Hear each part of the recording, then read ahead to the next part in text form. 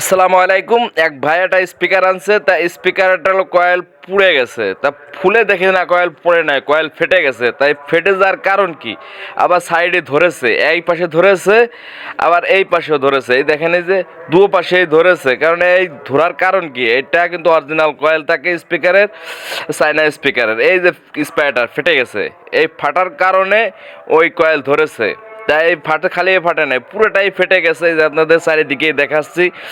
তারপরে ফাটা যাওয়ার পর কারণে অনেক সময় ফ্যাট ফ্যাট করে শব্দ করছে, কিন্তু টের পায় না। এই যে স্প্যাটারটা খুলেছি, দেখেন এই যে স্প্যাটারটার একদম এত পচা পচছে যে বয়স অনেক দিন চালাইছে। তা আমি নতুন স্প্যাটার লাগাবো, পর্দা না খুলে, পর্দা খুলবো না, পর্দা খোলা ছাড়াই আমরা স্প্যাটার লাগাই থাকি। তাই এই স্প্যাটার লাগাইতে যায় আর একটা মুসিবত, যায় দেখি যে পর্দা দুর্বল। তা এখানে কি করব, তাহলে দুটো স্প্যাটার লাগাইছি। এই দেখেন, এই যে একটা উজে নিচে আর একটা, দুটো স্প্যাটার লাগাইছি। এই দেখেন, এই যে আপনাদের সামনের লুপটা দেখাচ্ছে যে আগে পরে খোলা হয় না স্পিকার, এই যে একটু খড়ি দিয়ে খোসা দিয়ে ছিঁড়ে ফেলছে। এই স্প্যাটারটা দুর্বল, এই কারণে এইভাবে করা হলে অসংখ্য ধন্যবাদ।